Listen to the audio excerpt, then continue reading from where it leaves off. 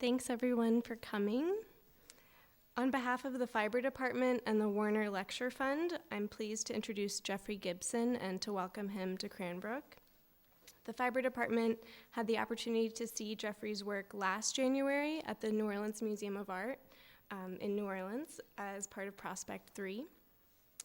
Jeffrey is an artist and educator based in upstate New York, where he lives, maintains a studio, and teaches at Bard College. He grew up in cities throughout the US, as well as Germany and South Korea. He's a member of the Mississippi Band of Choctaw Indians and is half Cherokee. Jeffrey received his BFA from the School of the Art Institute of Chicago and his MFA from the Royal College of Art. He has exhibited nationally and internationally and is represented by Mark Strauss Gallery in New York, where he had a solo exhibition this past fall. He will have a mid-career retrospective at the Denver Art Museum in 2017. Jeffrey's work combines elements of traditional Native American art, such as 19th century Iroquois beadwork, with contemporary artistic and cultural references, such as song lyrics from the 80s and 90s. This evening, Jeffrey will share his most recent body of work and discuss how he's moved from traditional painting and sculpture formats to hand-embellished textiles. Please join me in welcoming Jeffrey Gibson.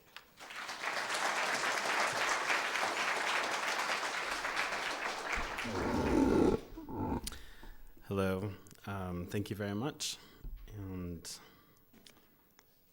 so first of all, I want to say thank you for bringing me out and for allowing me in your studios, to the fabulous students in the Fibers department.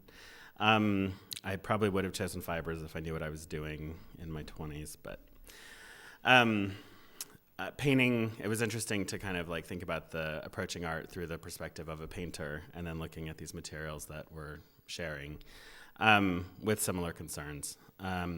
So I thought I would, I kind of restructured my talk a little bit to talk about, being in grad school and what happens in grad school, and then my experience coming up to present.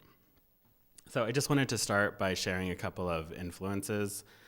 Is it possible to turn these down? I just wanted to start by sharing a couple of influences in my own work that I felt were kind of pivotal moments where I realized something about my relationship to materials and aesthetics.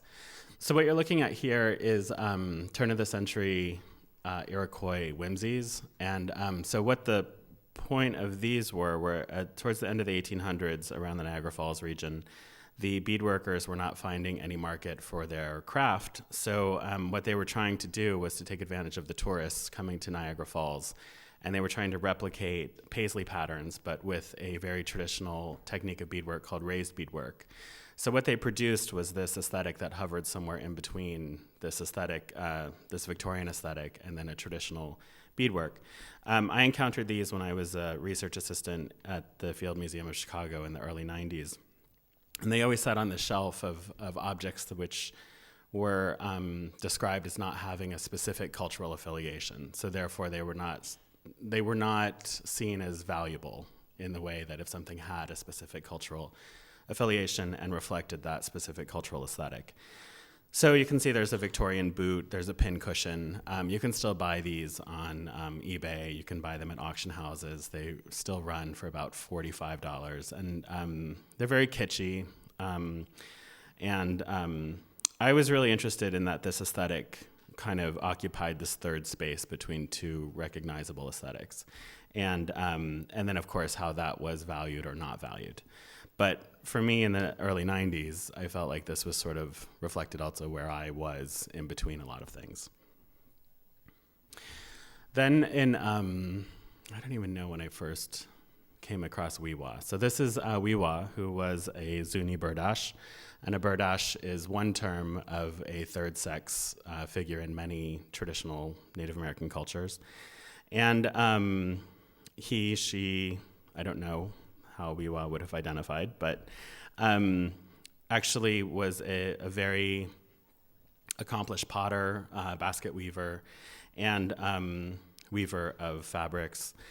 And one of the things that really occurred to me when I saw this was, one, the acceptance of a third gender, which countered notions of what was considered traditional or what was being spoken about as traditional. But also within the textiles itself, you don't actually weave your own textile. So for ceremonial purposes, your textiles are often woven by other members of the community. So the fact that Wiwa is wearing traditional textiles means that it's a symbol of acceptance within the community, and a symbol of acceptance within the kind of very central ceremonial sphere. So, and there's numbers of photographs of different couples and other individuals who lived as either a male or female, but born of the other. And then Lee Bowery. And Lee Bowery, if you're not familiar with Lee Bowery, I think everyone should absolutely know who Lee Bowery is. I moved to London after my undergraduate degree, and Lee Bowery had passed away in 1994. I arrived in London in 1996 and met somebody who had lived with Lee and had Lee's outfits. And what really impressed me at the time was, so in the early 90s when identity politics were so heavily articulated, and I didn't feel that they really reflected who I was or what my experience was, so I kind of rejected them at the time. And then here was this character, and I also started going to nightclubs when I was 13. So I had a long experience by that point of meeting people who were kind of redefining who they were within this context of the nightclub. And Lee Bowery for me was just sort of the height of that. If you look at his photos of his performances, he was a nightclub host. He performed with Michael Clark Dance Company, designed the sets and the costumes. But you'll also see people like Alexander McQueen, John Galliano sitting in his audience, and other fashion designers who you can clearly see his influence on their design. But those things were kind of wake-up calls for me. He also did a show at Antony Dauphin Gallery in 84, I believe, where he just transitioned looks through a two-way mirror for a full month. And he's also a model in Lucian Freud's paintings, where you'll see him out of his costume and simply as a nude figure. Here's another one of his looks, and he would just take these out into the street, and I think he's just fantastic. So I had all of these references, which have always been aware are completely. Oh wait, do I have to log in here?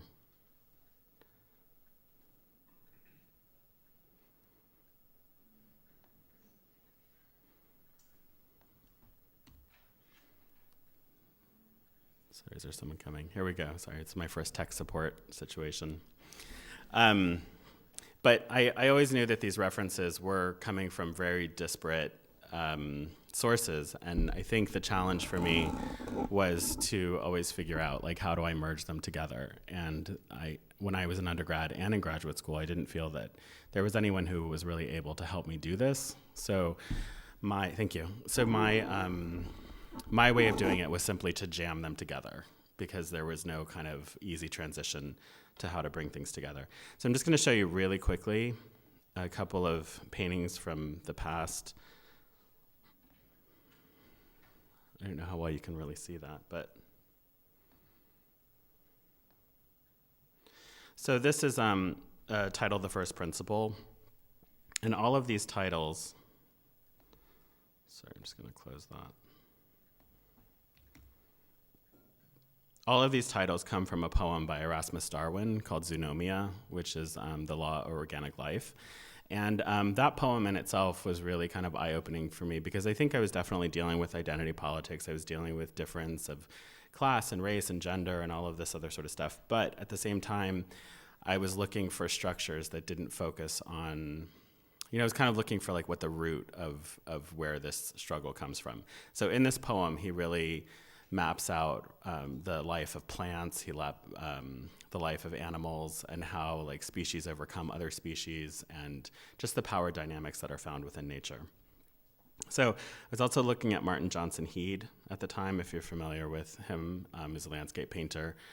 And he was somebody who really created these really luscious and beautiful landscapes that were very much framed. It was at a time when he was accompanying explorers, so he was seeing animals that he had never seen before.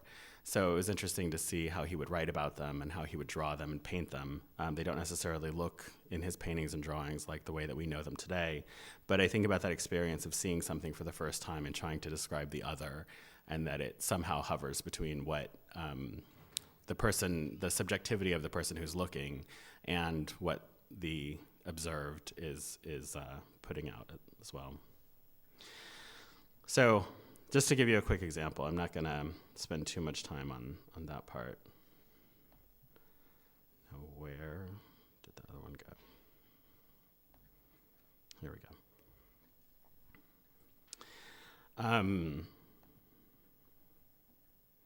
So I continued, and I think for a long time people would say, like, your work is jumping all over the place. I saw a series of paintings last year, and now you're making another series of paintings, and it doesn't make sense to me. And I think what was happening, in fact, I know what was happening, was I was always dissatisfied with the audience who was responding to my work. And part of it was that I actually had something to say. I actually had something that I was trying to articulate. So it was like I would get defeated, I would go back to the studio, and then I would come back with a new version, a new combination of what I was trying to express. This was another series of works. And with these, the plasticity of nature, this adornment issue, mixing up the formats of sculpture in front of a painting, all of these things. And it was just, again, failure of achievement with these trophy figures, these landscapes, this kind of darkness and destruction.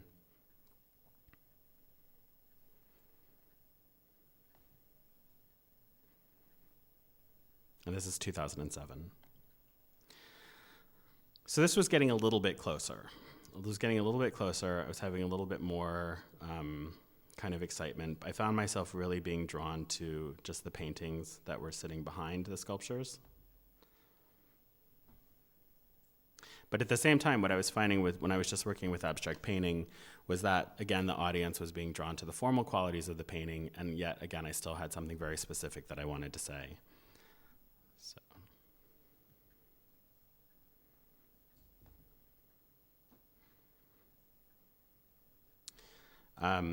I had a fellowship to go to the School of American Research, Advanced Research in Santa Fe, New Mexico, where I was looking at weavings and I was painting. So these are oil and spray paint paintings on canvas. Yeah, you can see that there. And I was looking about the weavings, different phases of weaving, different ways of weaving multiple images together, trying to explore a graphic language, a more aggressive language, a gestural language, so that you could see them all at the same time.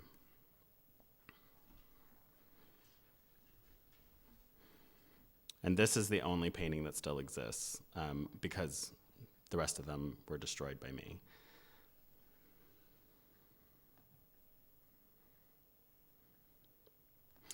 So again, I felt like I was getting closer, developing a language. And then in 2010, I did an exhibition with Samson Projects, who's the gallery who I was working with in Boston. And I did what I felt like was my last traditional painting show. And I knew this going in, that this was going to be the last time I was going to make paintings. I have since just recently returned to making paintings. But walking away from it was a great decision for the time. And I gave myself these canvases, which were all 16.5 by 21 inches.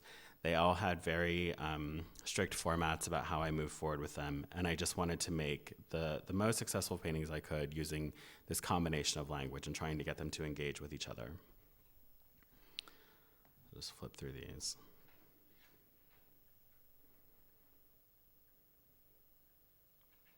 And I really like these paintings. I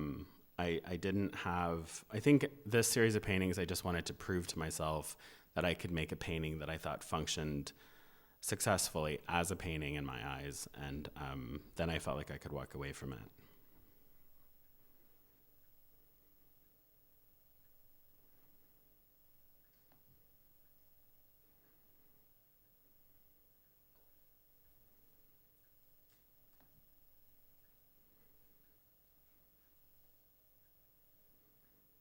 And the second part of this was not just the 10 paintings, but I wanted to create an installation that was informed by the paintings.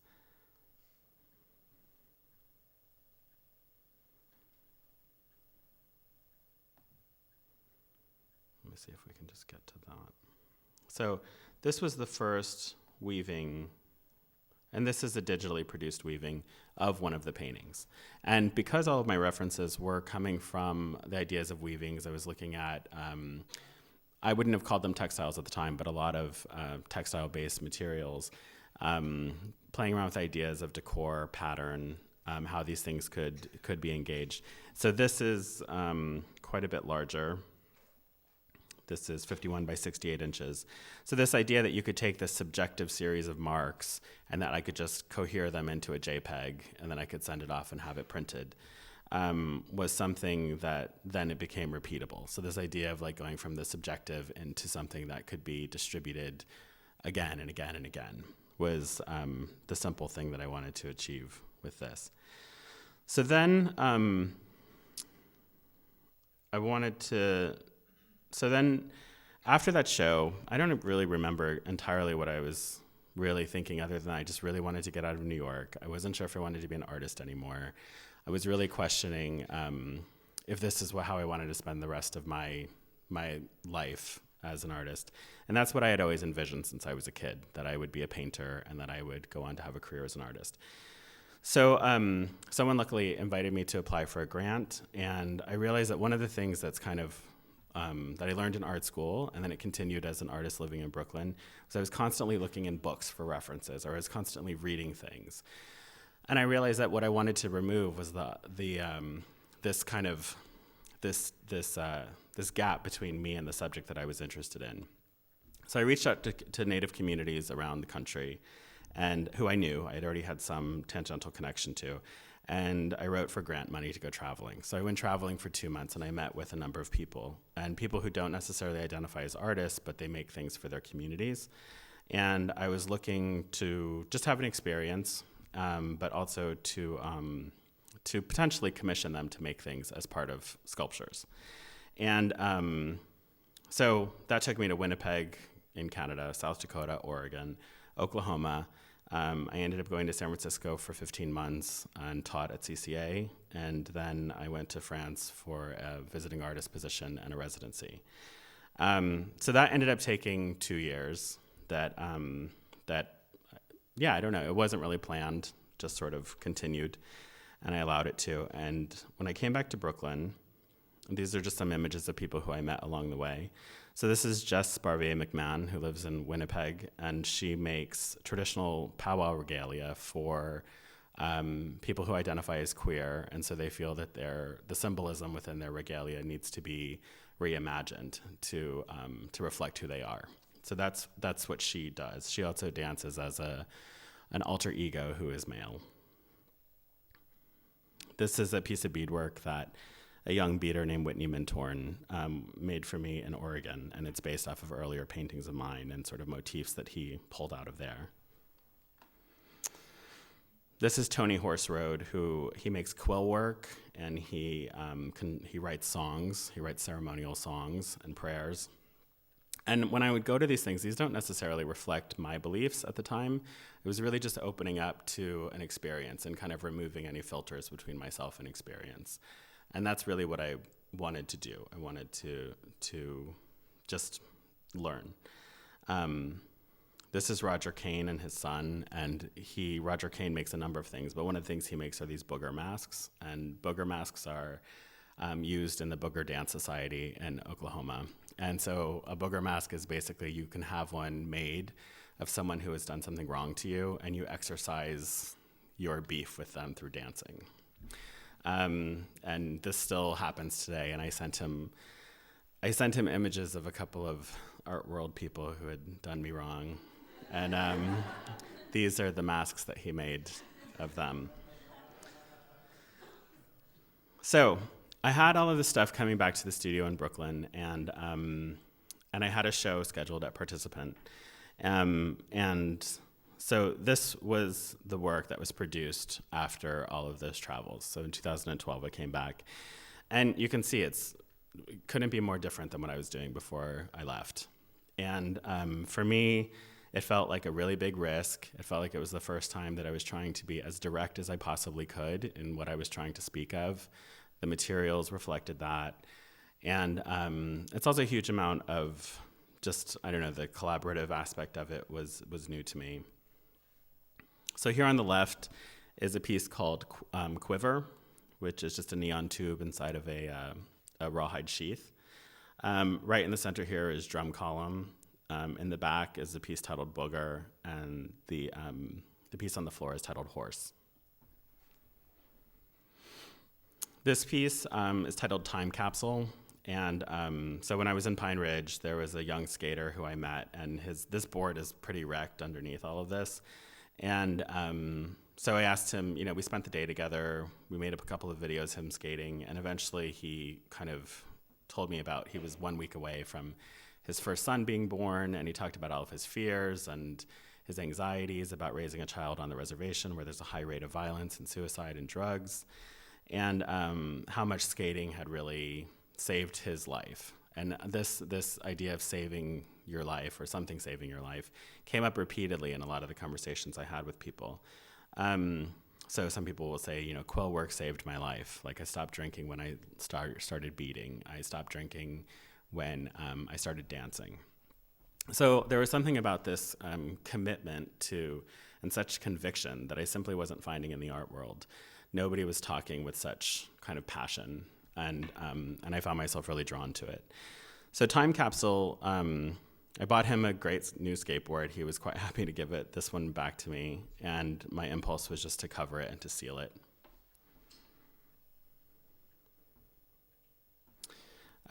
This piece is titled Blanket, and it's a piece that was made from a number of old paintings that had been cut up in my studio, and I worked with a woman named Mary Felicia in Pine Ridge who reassembled it into a traditional star quilt. And then after that, it continued getting painted on top of.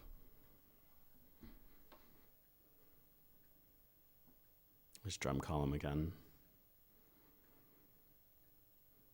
And this is what eventually became of the beaded panel that was on the floor there.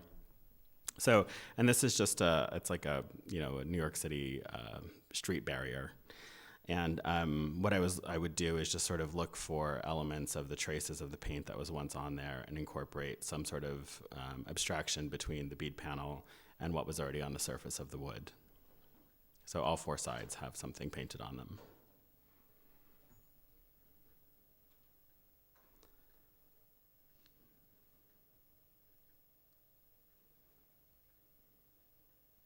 And this is Booger. And if anyone has any questions while I'm going, feel free to raise your hand.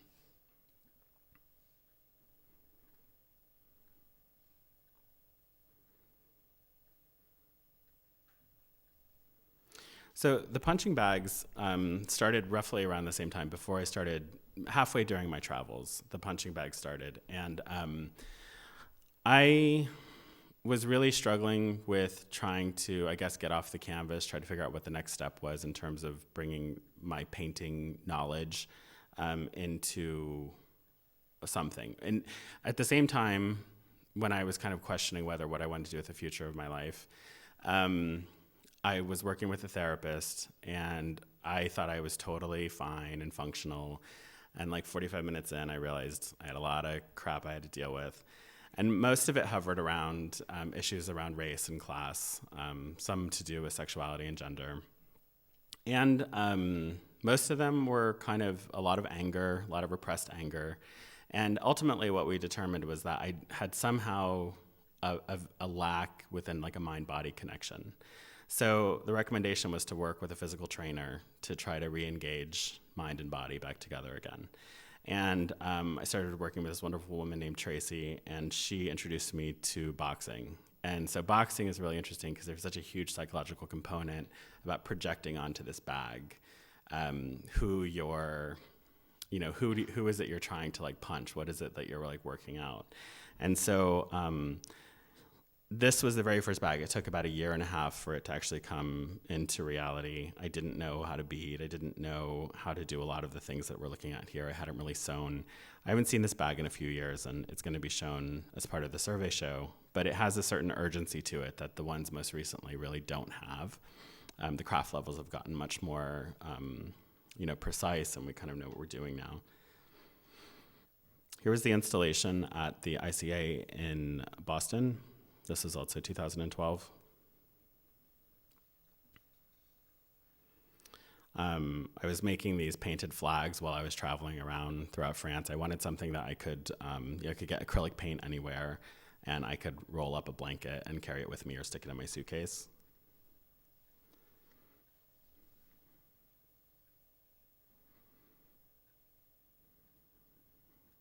And these pieces are, they're parallelograms, and they're screen prints on top of rawhide stretched over a wood panel.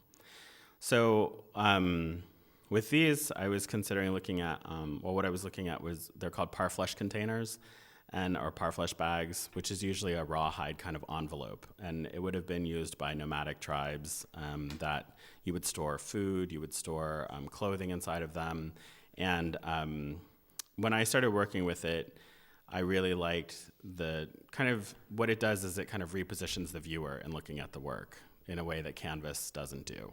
And so this exact same painting done on canvas, I feel like would not have the same, it just is a very, very different object.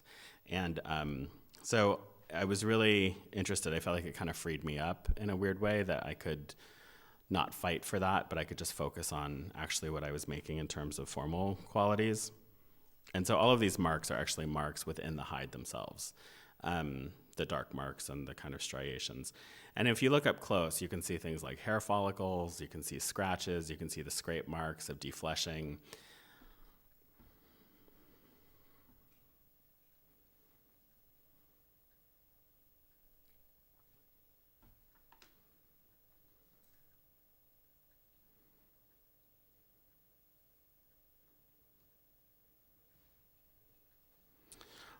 This is an installation shot from the National Academy Museum. This was maybe 2012 or 2013. And these fluorescent light pieces, definitely, very aware and referencing flavin, which was kind of the toughest reason that I almost decided not to do them. But I thought the distance was enough. So basically what they are is they're polycarbonate tubes that have a colored gel over them, and then they're wrapped in rawhide, and then there's a pattern painted on top of it. So again, the light inside of it actually accentuates everything from a hair follicle to a thorn in the skin to the scraped marks and scratches into the flesh.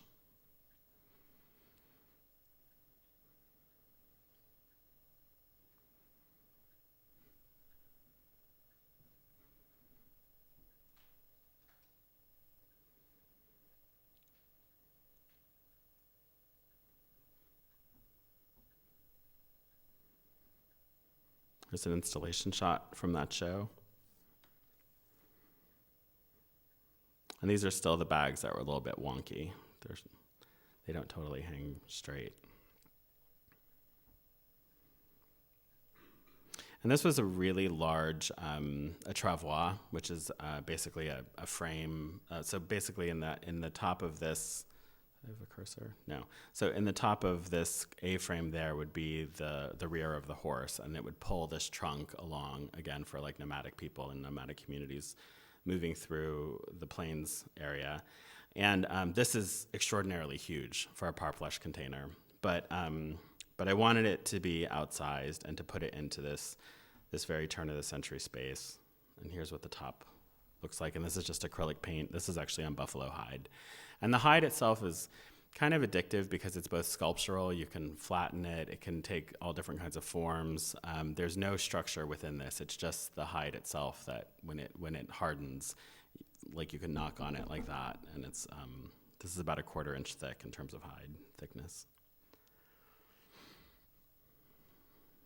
There's also a selection of 19th century mirrors that were covered. Hand mirrors. There's also some shaving mirrors. And this is what the back looks like. Has anybody worked with hide in here? Oh, good. So when it's wet, you can basically mold it almost to any form that you want it to.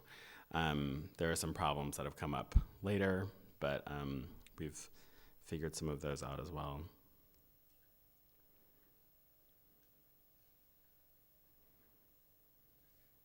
And I think, it always sounds kind of trite to say this, but I think part of this, I know for me, always came from like World AIDS Day and the idea of covering works of art.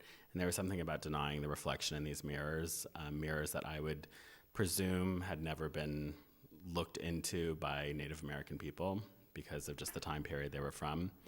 So there was something about covering them and trying to transform it from its original use into not just an art object, but into an art object that shifted it. That was really important for me. This is a really tiny, tiny little one. He's like this big.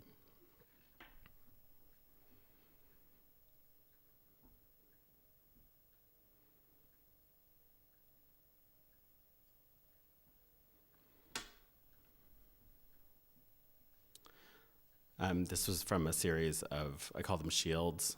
They're ironing boards that are covered with rawhide, and then the painting is on top in acrylic.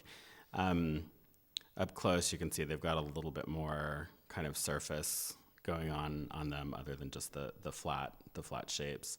But and since then, like these ironing boards, the one that you just saw here, is approximately from like the 1930s. Since then, I've started collecting earlier skinning boards that would have been made by the individual, and they're used for everything from like skinning animals to preparing food, ironing, sleeve mending.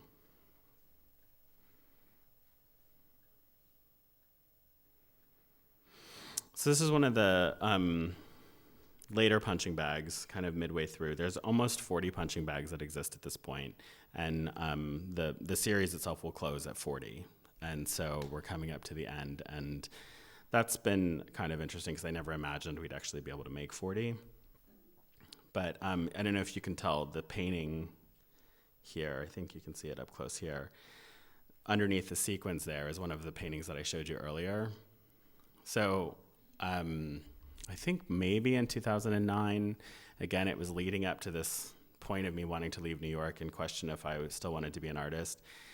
I was showing regularly since 2003, but you send your paintings out, you go to the show, you usually feel like crap the day after the opening, and then the paintings come back and you feel even worse, and you just feel, it's like a cycle of horrific failure for me. And there was a day that I came into my studio and I looked over at the racks and I was like, there's 20 paintings up here, and am I just gonna pay for space for them and like ship them out and then take them back every time? So I took a razor blade and I started pulling them out one by one, and I just cut them off the frames. And I shoved them into a garbage bag, and I took them to the local laundromat, and I just shoved them in, and I just put them on high heat, and I just sat there and watched them.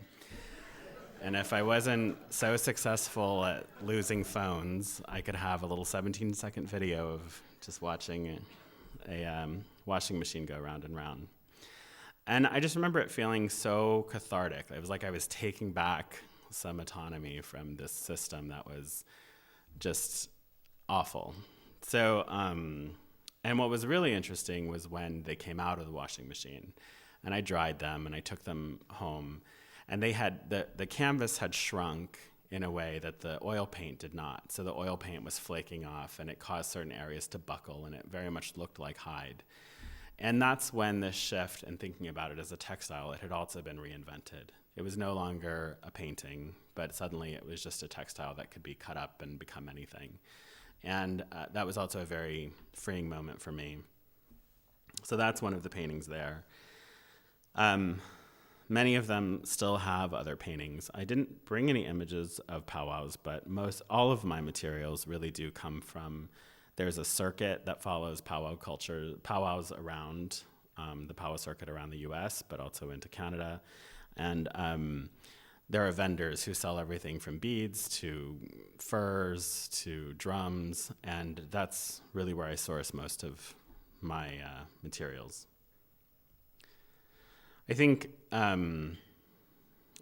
what a lot of people who are aware of the outfits that I'm referring to, or the aesthetics that I'm referring to, they're able to see gender in what I'm doing.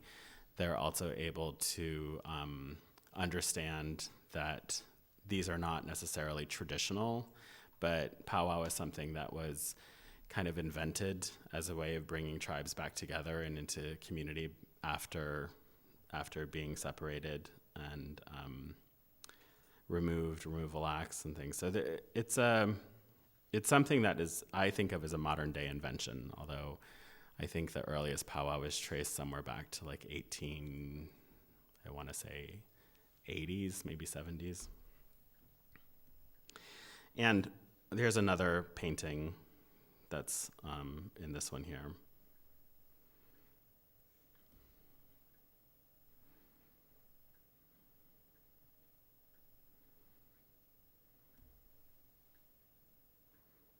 And these cones that are, so the copper and the silver and the gold cones.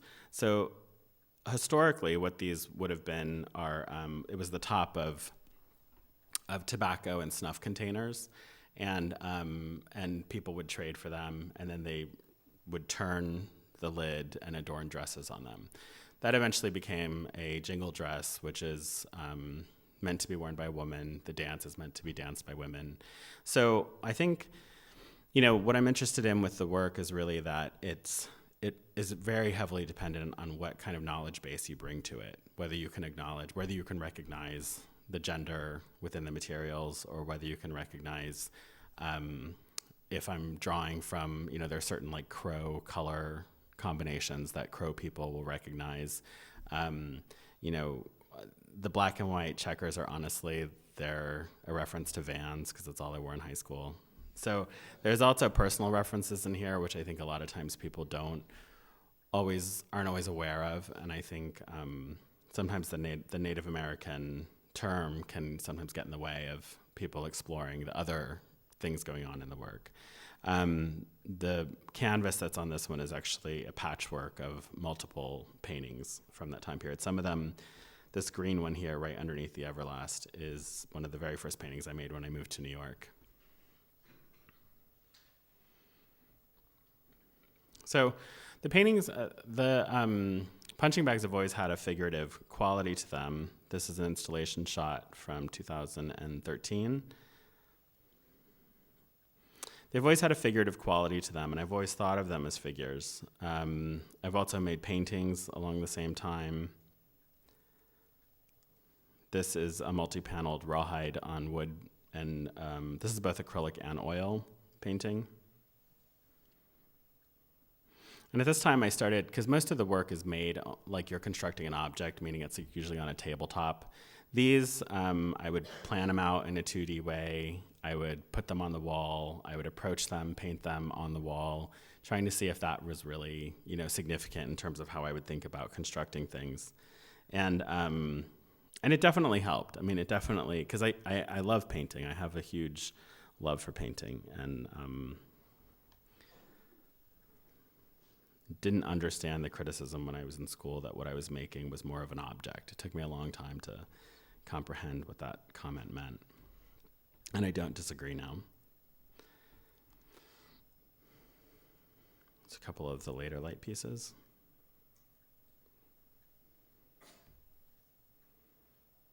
And this is, that's about 8 feet tall. That's 8 feet tall, yeah.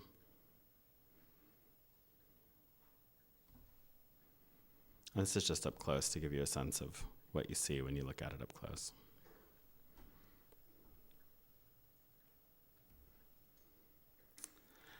This was a piece titled Call and Response, and they're just 30 cement blocks that have been wrapped. They really interact with the light. You can see in a couple of them the translucency that's coming through in the hide, and they do sit on these risers that just lift them just off of the ground.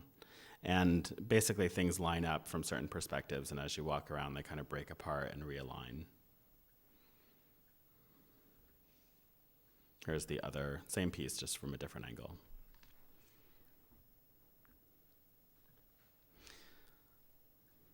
So the other thing, so with the punching bags, I was always thinking about them as somewhat figurative. And then I also remembered that when I was working in collections, and a lot of indigenous cultures use dolls as a way to teach young children about the roles within their culture. And so these are not quite doll size. Some of you saw these in Prospect, but this is probably about 32 inches tall. And I started looking at a lot of petroglyphs. I started looking at a lot of figures and carvings and ceramic pieces that were made. And one of the things that I really loved was that I couldn't place, and I spoke to a lot of historians and anthropologists, and there's so many kind of characters within that symbolism that people can't tell you what it represents. And so I felt it kind of gave me this freedom to start inventing my own. They definitely are kind of these weird little alien beings. You can see the green underneath the string here. That's actually beetle wings. So it was just all this opportunity to start playing with like layers and textures and seeing things through things. And I think not so different than the paintings that I felt like I was trying to show multiple perspectives. The figures really allow me to do that. This is this little chubby guy.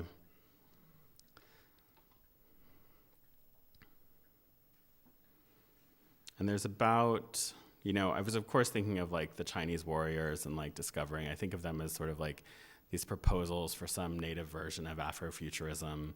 There's these gaps that always I feel like I'm drawn to where it's like where I think it's like, well, what is my version of that? What is it that how can I kind of empower from another model?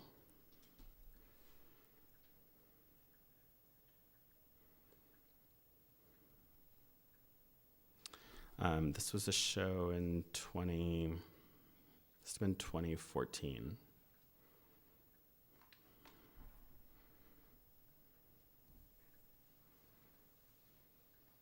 Okay, I'm going to kind of speed through some of these installation shots just because, for time's sake.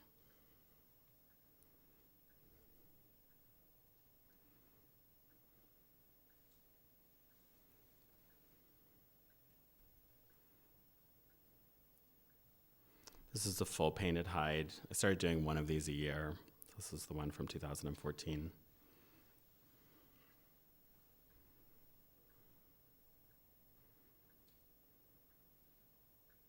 They started getting a little bit bigger, the figures. I think maybe I just didn't like people calling them dolls all the time. I call them figures.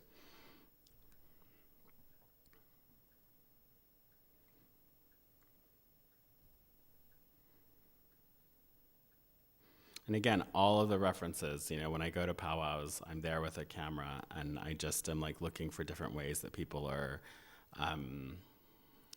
kind of describing themselves through what they're putting onto their outfits. And eventually I feel like these are meant to be, the materials are oftentimes meant to be danced in. So the fringe is supposed to move, with the body. When you're watching a really great powwow dancer, their outfit is oftentimes engineered to kind of become an extension of the body and to move. So that became something that people were oftentimes asking, it's like, what do they sound like? And if we're in the studio, I can shake one. In a museum or a gallery, we can't shake them. But they do make a sound, and the sound is important with a jingle dancer because there's the sign of a really good jingle dress dancer is that they're able to have the jingles move in unison with their body. So depending on how they move, they just go ch, ch, ch, ch, and it's not kind of, this cacophony of sound. And it's interesting too, if you see like a really small child just learning how to dance, like theirs are totally like flying all over the place. So this one is titled Believe, Believe. And the text came in because, again, I kind of felt like there was something really strong happening within the punching bags and how people were relating to them. But I still felt like they were still hovering very much at a visual place, and I wanted to, again, I still had something specific. So the weird thing about the last 10 bags is really, it always starts with this question of just like, okay, Jeff, you have this platform to say something, like what do you want to say? And realizing just how difficult that is, I think, for any artist, for any person, but to really, push yourself to just say what you need to say.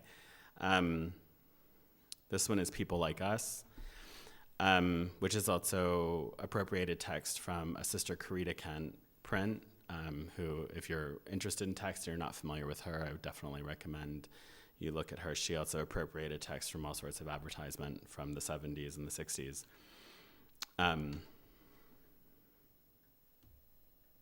This is I Put a Spell on You, appropriated words from Nina Simone.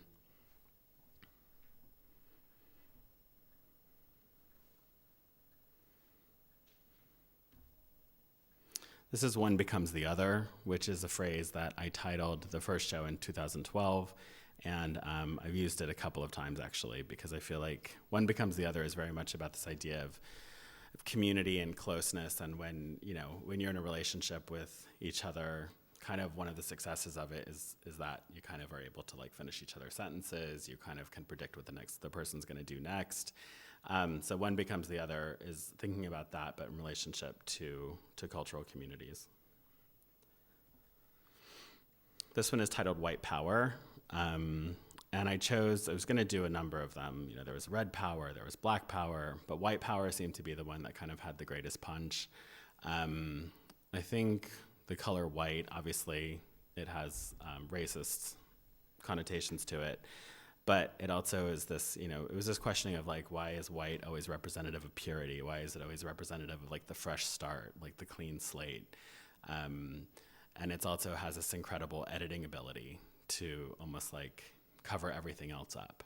And so it's really, in my mind, almost a very formal use of the word, to use the word white power. And this one is You're Gonna Miss Me When I'm Gone. And you are. I'm just kidding. You may not. You never remember me. This one is I Can See You. And this is the most recent show. So this is the show that just closed in the end of December.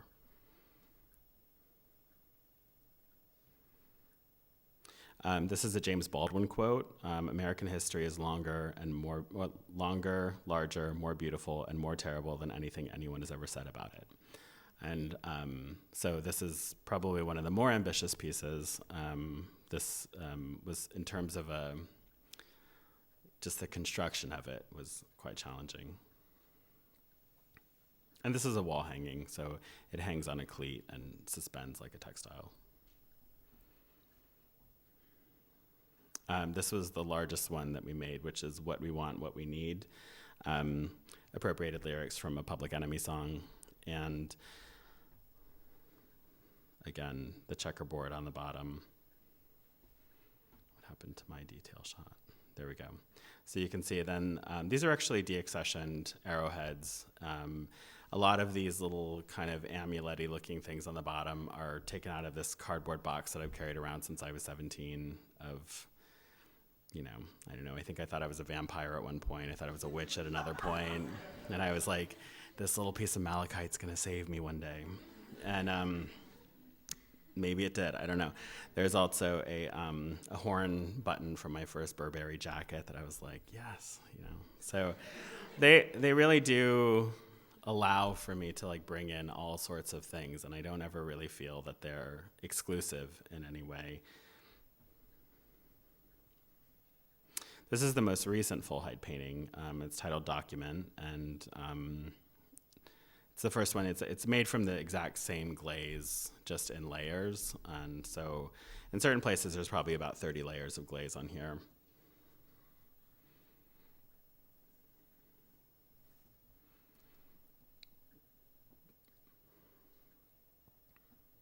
And these are some of the most recent paintings, and these are on hide. They're acrylic, and they're actually not particularly big. They're about 17 inches square, 18 inches square, sometimes 17 by 18, 17 by 19.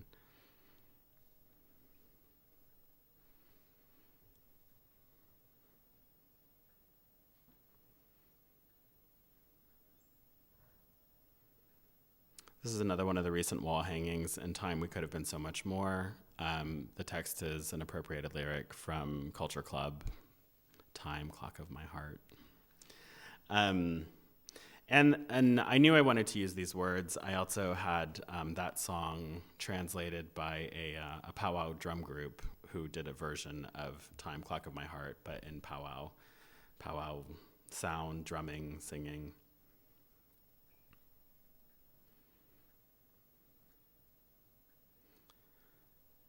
This is another beaded wall piece, The Only Way Out Is Through.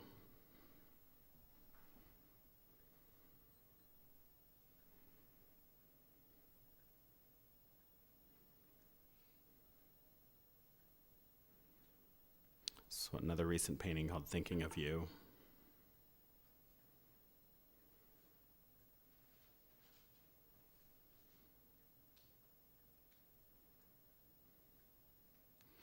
And then the figures finally grew up, and now they're actually figures. These are life-size. This one's probably close to 7 feet tall. And part of it is like, in museum collections, when you're looking at like a chief's robe or you're looking at some sort of ceremonial robe or blanket, we're oftentimes seeing it on the wall the way that we would look at a painting. But in fact, what I find impressive about them is that traditionally when you wear this robe, you are no longer who you are as like an everyday person. But this robe allows you the role of transforming into something else with different abilities or a different voice. And so I wanted these to, the actual cloak to actually be what makes the figure come to life.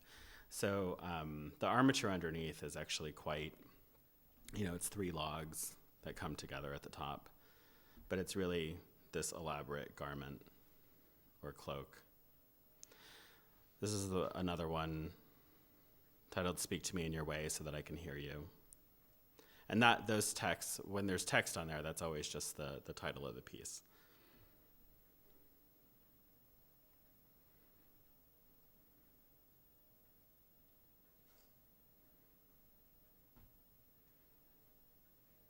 And this was one of the very first ones, which is I Can't Take My Eyes Off of You.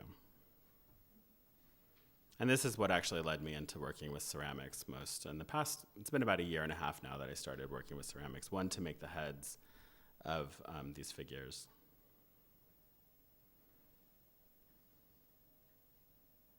And now I'm making some standalone ceramic pieces.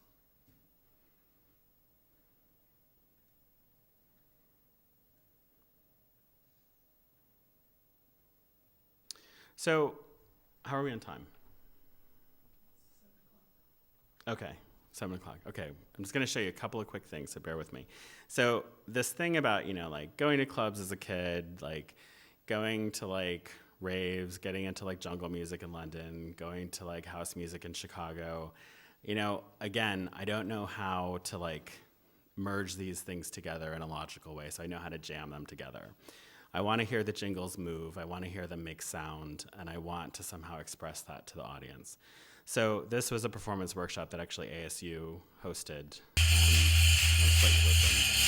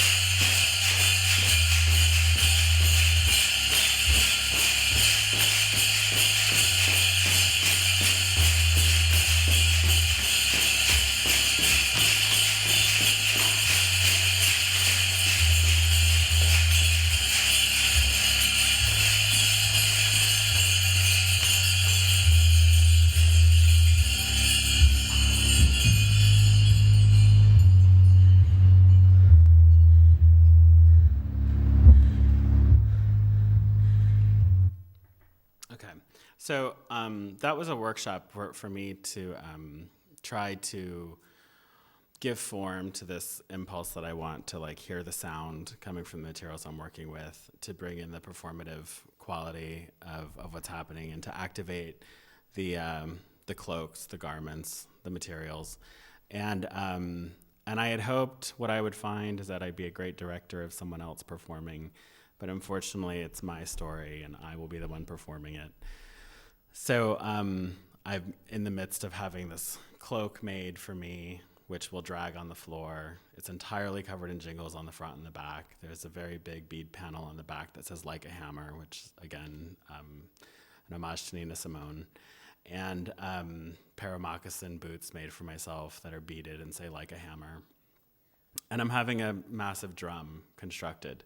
And it'll be an endurance performance where I'm working with the DJ and we're responding back and forth between house tracks and anthems of the 80s and 90s.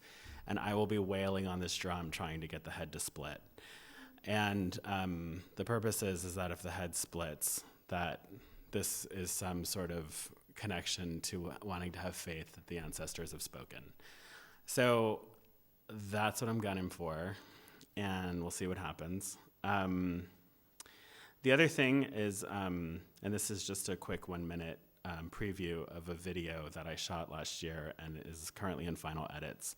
And let me see, it's not that one. And this is just 1 minute. And so this was something that we had to show in terms, it'll just give you a sense. But it's about, I brought in all of these powwow community members in the Denver area to come in and to speak to objects that were related to their family, that are related to their family. So everything from weaving combs to belts, but this will just give you a sense. It's